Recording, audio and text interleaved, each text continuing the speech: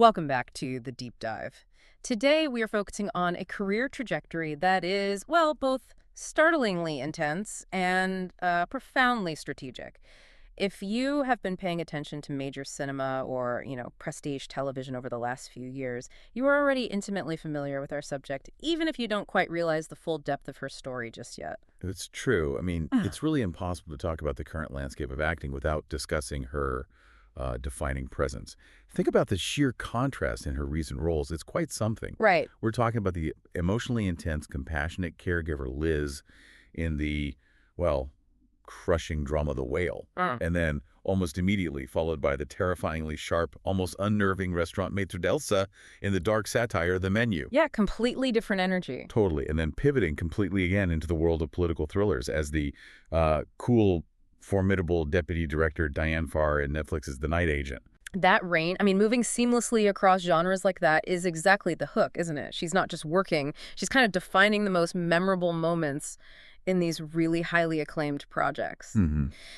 So today we are taking a deep dive into the life and career of Hong Chau. She's the American actress born in 1979 who has, frankly, rocketed from pretty humble beginnings to massive critical acclaim, culminating, well, so far, in her first Academy Award nomination. And our mission today really is to move past those headlines and, unpack the source material. We want to reveal the full arc of her success. We really need to go right back to the beginning. A powerful personal history rooted in a refugee experience. Okay.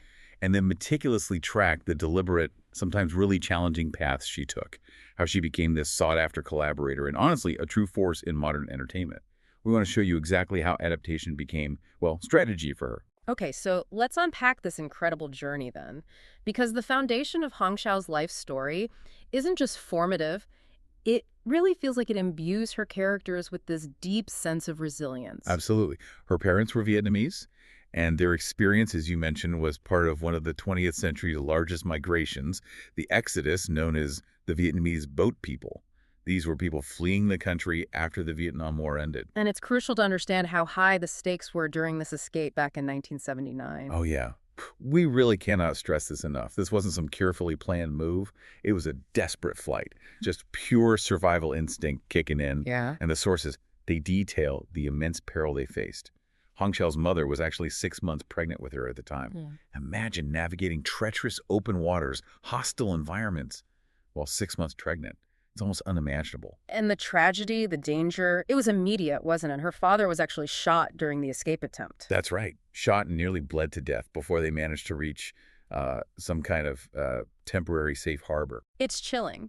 So when you look at her on screen today, embodying these, steely, in-control figures, you have to remember that her life literally began amid chaos and violence. It's such a powerful origin story. And she wasn't born on American soil. She was born in a refugee camp in Thailand, June 25, 1979. A refugee camp. That's a place defined by limbo, right? By dependence. Exactly. And that really sets the stage, doesn't it? For a lifetime of needing to adapt, to hustle, just to survive. So from that Thai camp, how did they get to the U.S.?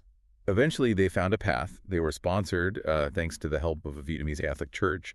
That church settled them in New Orleans, Louisiana. New Orleans East. That became the backdrop for her childhood. Right. And her early upbringing there, it stands in pretty sharp contrast to the, high society worlds her characters often occupy now. How so? Well, Vietnamese was her first language. She learned English later, specifically in school, which is, a pretty common experience for children of recent immigrant families. And the family's economic situation also reflects the immense sacrifices her parents were making just to secure a better future for their kids. They were really starting from scratch, weren't they? The source materials confirm they lived in government housing, relied on subsidized lunch programs. Yeah, the classic markers of financial struggle and, well, necessity. Her parents worked constantly, initially as dishwashers. Tough work. Very tough. And later they managed to open and run a small convenience store. But their entire focus, like so many immigrant parents, was just this singular goal, making sure their children could attend college. Get an education, escape the limitations they themselves faced. Precisely. It's an enormous pressure, for a kid, but also just an incredible act of love and sacrifice from the parents. But alongside that focus on, getting ahead, there's also this really painful acknowledgement of the reality her parents faced. Chow herself spoke about it in interviews, didn't she? Yes, she did. And it's one of the most powerful insights in our source material, I think. She was incredibly candid about it. What did she say? She spoke openly about how her parents were often shunned as Asian migrants in the community, mostly because they spoke English with very thick Vietnamese accents. And she had this sharp, really painful realization, even as a child, that because she was American-born and spoke English without that heavy accent, well, she felt like she was the more acceptable one in society's eyes. Wow, that is a staggering observation for a child to make about her own parents. Isn't it? She recalled that her parents had to stay in the background or hide in the broom closet, as she put it. Hide in the broom closet. That's heartbreaking. It really is. And when you connect that moment, observing your parents being marginalized to her later roles, think about Audrey Temple, the corporate secretary in Homecoming, who's ignored until she starts wielding power. Right. Or Lady Trio in Watchmen, the cunning mogul who just demands respect. Exactly. You see how deeply ingrained that theme must be for her navigating hostile or, exclusionary systems. It absolutely connects. I mean, the adaptation required just to exist in a new country back then, the language, the culture, the economy, it's almost an inherent form of acting, of strategy, isn't it? That's a great way to put it. And this intellectual drive, it was certainly there from the start. She graduated from the Louisiana School for Math, Science, and the Arts, LS-MSA. And just so you know, that's not your average high school. It's a highly selective, competitive state residential program for gifted students. Right. So that intellectual foundation really underscores her seriousness, her ambition. That then carried over to Boston University College of Communication. And her attendance there, it was made possible, at least in part, by crucial financial aid programs like Pell Grants, federal aid for students with exceptional financial need. Which, again, just underscores that every step forward was earned through intense diligence and, frankly, necessity. Now, here's where the early career path gets kind of interesting, because she didn't initially set out to be an actress, right? Even after choosing a communications college. No, she didn't. She actually started by studying creative writing. Okay. But sort of reflecting that parental focus on practicality we talked about, she shifted her focus around 2001. Her parents apparently requested she study something with a clearer path to employment. So that's when she switched to film studies. That's right. They were sort of guiding her toward a more pragmatic path, maybe documentary filmmaking, something perhaps a bit removed from the, let's say, volatile world of acting. And that initial practical focus, it led her to get a job at PBS after college. Yeah, she initially thought she'd have a career in documentary filmmaking, but the actual pivot to acting, it wasn't really a career aspiration initially. It was more of a personal challenge. How so? Well, it's a great anecdote, actually. She didn't pursue acting because she dreamed of Hollywood stardom, apparently. She pursued it as a way to confront and overcome her own introversion. Really? So she started with public speaking classes? Exactly. Which then, naturally, led her to improv classes. She was literally forcing herself into the spotlight, trying to build confidence. That takes guts. It does. And once she started appearing in other students' short films while she was in Boston, her natural talent became obvious to other people. Okay. But the final push, the decisive one, came after meeting an encouraging sitcom director. He apparently prompted her to just take the leap, move out to Los Angeles, and commit fully to seeking professional acting opportunities. Wow. So that whole journey from a refugee camp in Thailand to film student in Boston dealing with introversion to a confident actress finally stepping onto the LA pavement, it's just astonishing, isn't it? Truly astonishing. Right. So that jump from New Orleans and Boston to Los Angeles, it happened in the mid-2000s. And it meant she entered, the classic Hollywood grind. Right, the audition circuit. Exactly. She began acting professionally in 2006. And for several years, she was consistently booking those essential stepping stone roles. The kind you see on everyone's early resume. The sources list those classic guest spots, right? Showing up on NCIS, briefly appearing in How I Met Your Mother. Roles that, pay the bills and build an audition reel, but don't necessarily define a career yet. Not yet. Oh. But her first major recurring television role felt, well, perfectly calibrated, actually. It was Treme. Ah, the HBO series set in New Orleans. Exactly. It ran from 2010 to 2013. It felt fitting, didn't it, that one of her first substantive jobs brought her right back to the culture and landscape of her formative years. Yeah, full circle in a way. And then the jump to the big screen came in 2014.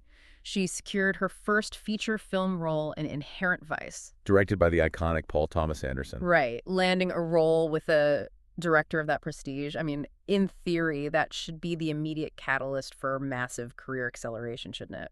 You would absolutely assume the doors would just swing wide open. But the sources, they reveal a pretty brutal reality check after that. Oh. After Inherent Vice premiered, she hit a severe dry patch, like really dry. For 2 whole years, she apparently couldn't get a single audition for another film role. 2 years? Seriously, after a PTA film? Yeah. It's just a stark reminder that even, talent and association with major directors, it can't always insulate you from the industry's volatility. It's tough out there. Wow. Okay, so this 2-year drought, it's actually crucial then to understanding her career resilience. Absolutely. She didn't quit. Yeah. She didn't give up. She actually retreated to the stage. Ah, theater. Exactly. Which she openly credited later for strengthening her craft. She landed a key role in Annie Baker's acclaimed 2015 off-Broadway play, John. So going back to the stage during a film drought, that's kind of the actor's way of saying, okay, if you won't hire me for the camera right now, I'll go refine my skills where the work is raw and demanding. Precisely. And that theatrical grounding, it proved invaluable pretty quickly. How so? Well, that focus on craft seemed to pay off immediately.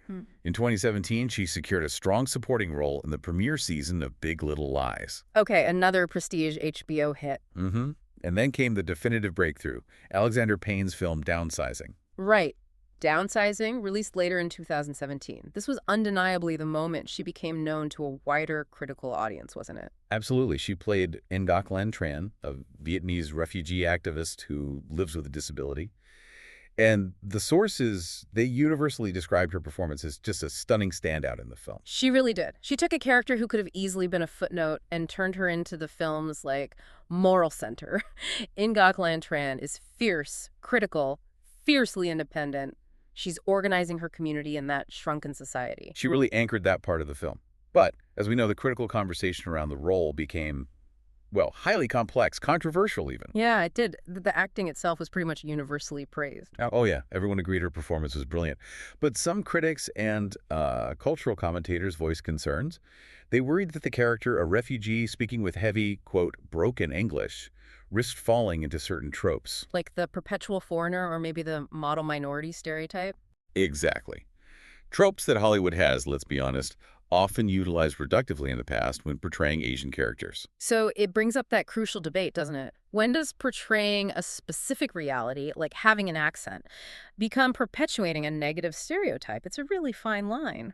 It is, and Chau's response to this criticism is where her own analysis really shines, I think. What was her defense? Well, her defense was strong and quite detailed. She argued vehemently against that reductive reading of the character. She stated she found Ngoc Lan Tran so multifaceted and complex and well-written. So she felt the writing transcended potential stereotypes. Yes. She pointed out that while the character certainly had limitations, like her disability or her accent, she absolutely was not defined by them. Okay. The character was active, she was resourceful, she was morally challenging to Matt Damon's main protagonist. She definitely had agency. That was Chau's point, exactly. The character's accent and refugee status were facts of her life, part of her reality. But her true nature, her fierce resilience, her refusal to be a victim, actually subverted the stereotypical expectation entirely. Right. This wasn't some passive figure waiting to be saved. This was a political activist making change. Precisely. And regardless of that critical debate, the industry voting bodies certainly recognized the performance as exceptional. Yeah, this single role secured her first major accolades. Nominations for both the Golden Globe Award and the Screen Actors Guild Award for Best Supporting Actress. Which are massive nominations. They confirm you are seen as one of the top 5 performers in your category for the entire year by those groups. Huge deal. And she also received the Virtuosos Award at the Santa Barbara International Film Festival that year. She did. Which is an award given specifically to artists who have distinguished themselves through a breakthrough performance. It was basically a formal acknowledgement from the industry. Hong Chau had arrived. So the recognition following Downsizing, it quickly cemented her status. And a major indicator of this shift came in 2018. What happened then? She was invited to join the Academy of Motion Pictures Arts and Sciences. The Oscars people. Ah, the Academy invite? That's a big deal. Huge deal. She was part of a massive new class that year, 928 new members invited. It signaled that she was now formally recognized as, an influential force helping shape the future of cinema. That invitation, it represents a permanent change in status within the industry, doesn't it? It really does. But what's truly fascinating is what she chose to do next, right after that huge recognition. Okay, what does she do? Instead of immediately jumping into, say, blockbusters or signing on for some 5-season network procedural, Yeah. she embraced the burgeoning world of prestige television. And her approach was highly strategic. Strategic how, not just taking any TV role. Exactly. It was almost surgical. There was a great piece in The Ringer that analyzed this decision. They noted that in the high-stakes peak TV era, where basically every actor wanted to be on a hit streaming show, Right, everyone was flocking to TV. Chau intentionally opted for choice guest parts in a few critically acclaimed TV shows, like BoJack Horseman or that tragically underrated Amazon series Forever with Maya Rudolph and Fred Armisen. Okay, so it's a strategy of quality over quantity. Precisely. Why take every recurring role offered when you can lend your specific talent to highly respected, critically acclaimed shows for just short bursts? Right. It keeps her versatile, doesn't burn her out, and constantly reminds audiences and, crucially, casting directors of her range and, well, her prestige. It's like using a surgeon's scalpel instead of a blunt instrument.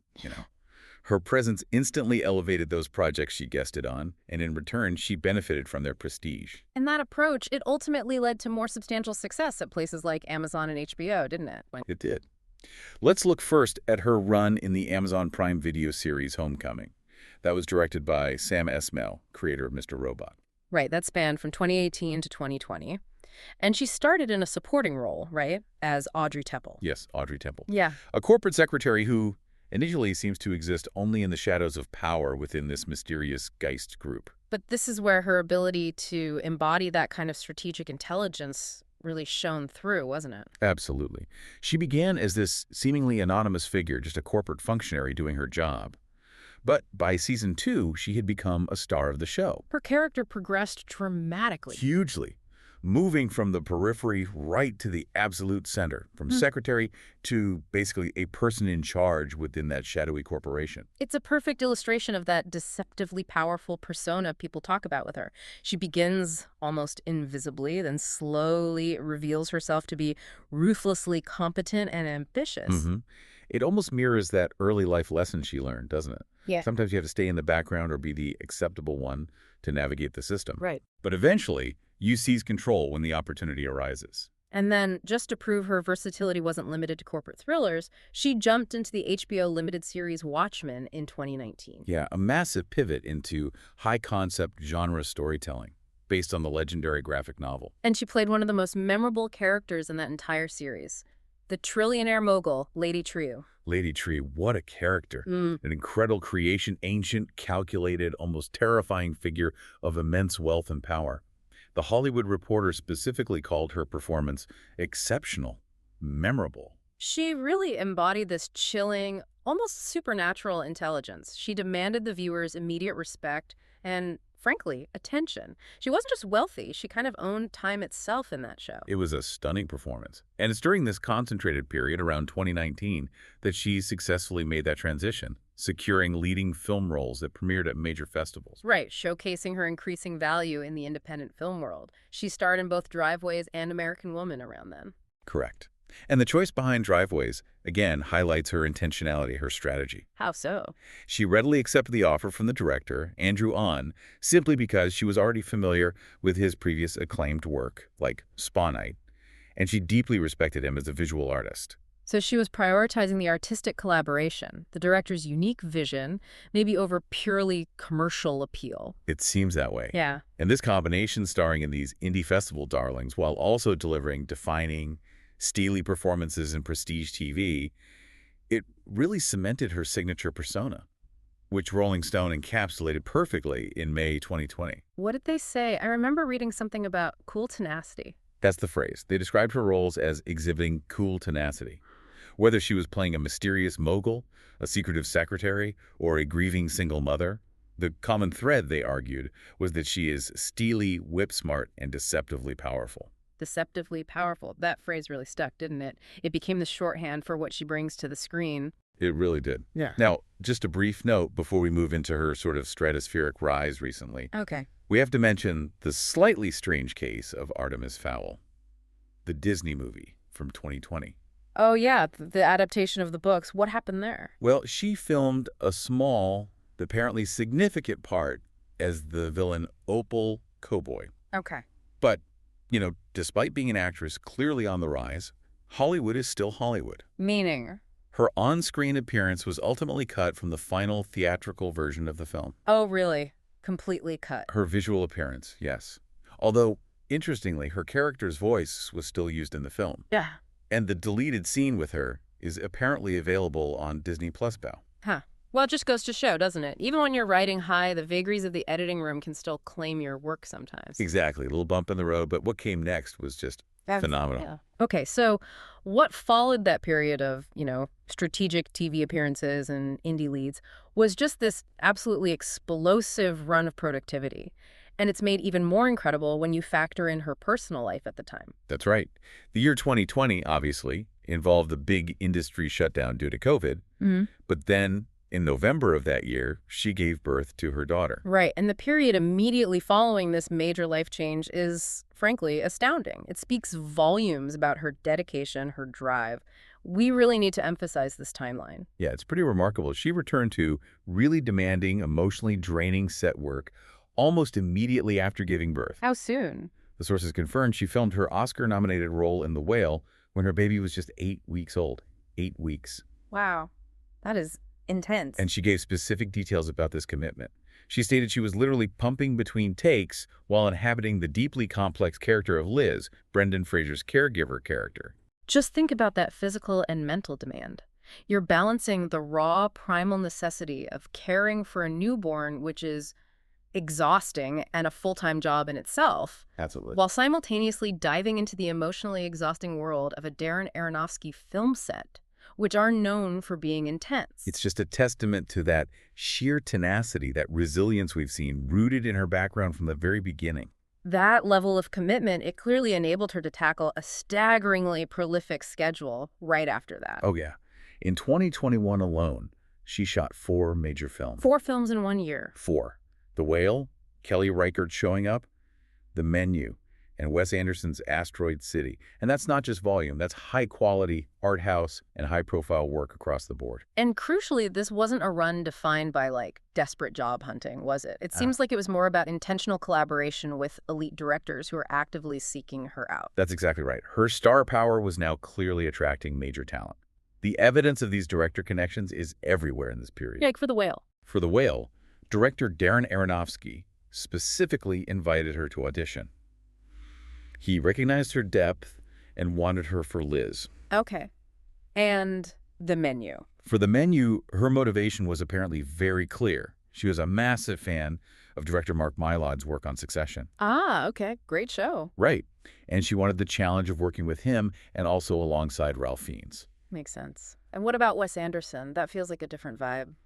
The anecdote involving Wes Anderson is particularly illustrative of the long-term impact she makes on people. For Asteroid City, Anderson remembered seeing her performance in a play, presumably John, 5 years prior. 5 years. 5 years. And he consciously sought an opportunity to cast her after all that time, even if it ended up being just for a single memorable scene in the final film. That ability to leave such a lasting impression on Hollywood's most discerning directors who could cast literally anyone they want, that's the ultimate sign of elevated status, isn't it? It absolutely is. And that single scene in Asteroid City, it premiered at the 2023 Cannes Film Festival, ensuring her presence remained firmly planted in the highest echelons of art house cinema. So her 2022 film slate alone was just a powerhouse. It combined critical acclaim with commercial success. We saw Showing Up premiere at Cannes, The Whale at the Venice Film Festival, and The Menu at the Toronto International Film Festival, TIFF.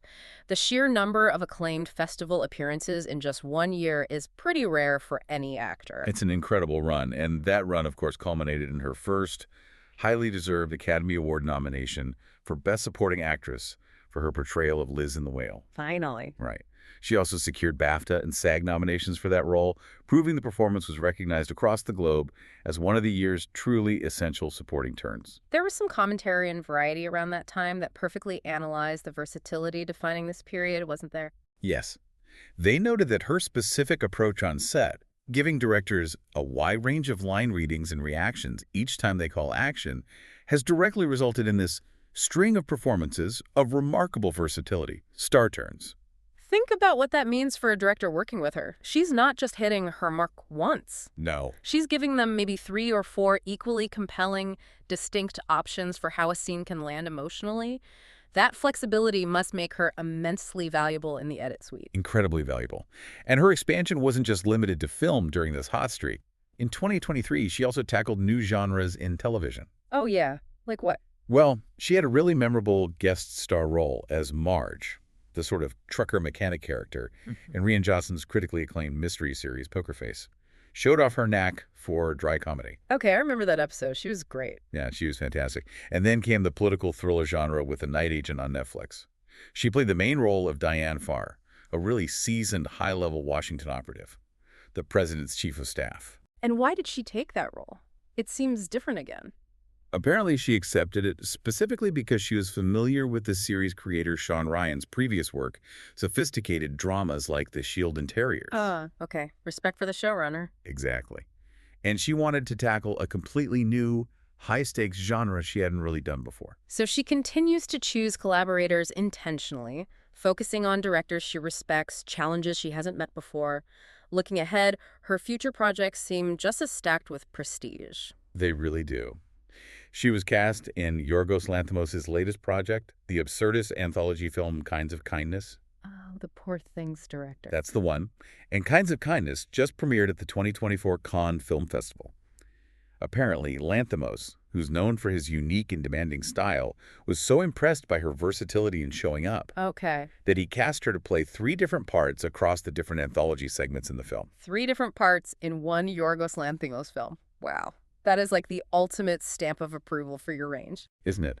And just to show she hasn't forgotten her early co-stars, she's already back to action thrillers. She appeared in The Instigators in 2024. And that reunites her with? Her Downsizing co-star, Matt Damon. Ah, nice connection. So this entire hot streak, as we're calling it, it really feels like the culmination of brilliant talent married with fiercely intelligent, strategic career choices. That sums it up perfectly. So while that 2023 Oscar nomination for The Whale was her huge moment of mainstream triumph, it feels vital to revisit the conversation that happened way back in 2018 regarding downsizing. Yes, absolutely, because that role, in Ngok Lan Tran, it generated immense, just undeniable momentum for her at the time. She got the Golden Globe nomination. Check. And the Screen Actors Guild nomination. Check. And historically, winning or even just being nominated for both of those major precursor awards, it usually guarantees an Oscar nomination at the Academy Awards that follow. It's a very strong indicator. Usually. But when the 90th Academy Award nominations were announced in early 2018, her name was conspicuously absent from the Best Supporting Actress list. It was, and this wasn't just a quiet miss. It was widely recognized within the industry as a massive oversight, a real head-scratcher. Yeah, I remember the reactions. USA Today captured the mood perfectly, didn't they? They called her absence a definitive snub. They did, especially given the critical strength and the ubiquitous presence of her performance as Ngok Lan Tran in the awards conversation leading up to it. That kind of frustration, I mean, coming so incredibly close, getting those major nominations, but then being excluded from the biggest one, that must have fueled her subsequent determination, don't you think? You have to imagine it did. It really emphasizes that true lasting success in Hollywood often requires persistence far beyond just that initial flash of brilliance or buzz. You have to keep going. And that's exactly why the 2023 triumph for The Whale felt so, so profoundly resonant. It was finally confirmation. Her first official Academy Award nomination for Best Supporting Actress. It felt like the industry finally caught up, like they could no longer look away from the sheer quality and consistency of her work. Now, beyond the individual awards like the Oscar nom, we should also highlight the type of recognition she's received for her ensemble work, because that speaks volumes about her fundamental role as a collaborator, someone who elevates the entire production. That's a great point, and we're talking specifically about the Independent Spirit Robert Altman Award. Explain that one a bit. It's unique, right? It's very unique, and it's an incredible honor. because it's not just given to one actor. It's presented jointly to the entire ensemble cast, the director, and the casting director of a film. So it recognizes the excellence of the collective artistic unit. Exactly. The spirit of collaboration that leads to a great independent film. And she's won it twice. Twice. First, as part of the massive sprawling ensemble for Paul Thomas Anderson's Inherent Vice back in 2015. Okay. And then again, just recently in 2024, for the ensemble of Kelly Reichardt's Showing Up. Wow. Winning that award twice for two completely different kinds of films under two completely different directors with two distinct casts. Yeah. That's really powerful evidence, isn't it? It absolutely is. It shows she is fundamentally a collaborative and elevating presence on set. She's not just chasing solo glory. She's an integral piece of what makes these high-quality artistic projects succeed as a whole. And finally, just circling back to the critics, they have consistently honored her versatility, haven't they? Confirming that her recent prolific streak isn't just high volume, it's consistently high quality. Definitely. She won Best Supporting Actress from the New York Film Critics Online in 2022 for, I believe, The Whale. Right. And the Columbus Film Critics Association placed her as the runner-up for their overall Actor of the Year award in 2023. And that was recognizing the combined strength of her performances in both The Menu and The Whale that year. So that kind of recognition, it reinforces that her current standing isn't just defined by one single breakout performance. It's about the remarkable breadth and the consistent excellence of her entire body of work, especially recently, across all these different genres. Precisely. It's the whole picture. #shag outro. So stepping back now and viewing the full arc of Hong Chau's career, the story that emerges is just. It's one of profound adaptation, isn't it? And real strategic mastery. The person we see on screen now, commanding respect, wielding subtle power, it seems so directly informed by the life she actually lived off-screen. Absolutely. You have this foundational experience, this incredibly intense experience of navigating high-stakes institutional structures from birth, really, fleeing Vietnam, Being born in a refugee camp. relying on government systems in a new country, Yeah. watching her parents struggle against social marginalization in New Orleans, all of that. Yeah. And that profound personal history, it gets paired with this remarkable professional strategy we've traced, overcoming that 2-year acting drought. Right, the pivot to theater. The calculated focus on prestige guest roles in television instead of just grabbing anything. And the ultimate intentionality behind her collaborations with specific directors she admired. And the final result is that signature versatility we keep talking about. That ability to transition so effortlessly from, say, the grounded New Orleans drama of Treme Right. to the intense corporate politics of Homecoming, and then to the intimate art house intensity of Showing Up, and now even blockbuster action thrillers like The Instigators. She does it all. Her journey has just been defined by this necessity of adaptation and really strategic patience. And that brings us to the core question, I think, the one we kind of want to leave you, the listener, with to mull over long after this deep dive ends. Okay, what's the final thought? Well, her early life, as we've established, was defined by the necessity of moving between and adapting to new complex systems. The refugee camp environment, Subsidized housing? learning a new language, Yeah. navigating social structures where her own parents felt pushed to the margins. Right, those institutional structures were her reality. Exactly. So, given her signature success, playing those very characters, the secretive secretaries, the trillionaire moguls figures who are always operating with this steely intelligence within or sometimes strategically against complex institutional structures, does that lived experience, does navigating those high-stakes real-world systems directly inform the specific kind of steely strategic intelligence she brings to so many of her characters? Yeah. Does it make them feel so genuinely, so deceptively powerful? It feels like the connection is almost inescapable, doesn't it? That her life equipped her uniquely to portray those kinds of characters with such authenticity. And that perhaps is why Hong Chau's patient, determined, and ultimately victorious ascent is truly one of the most compelling stories playing out in Hollywood today. Thank you so much for joining us for the deep dive. We'll see you next time.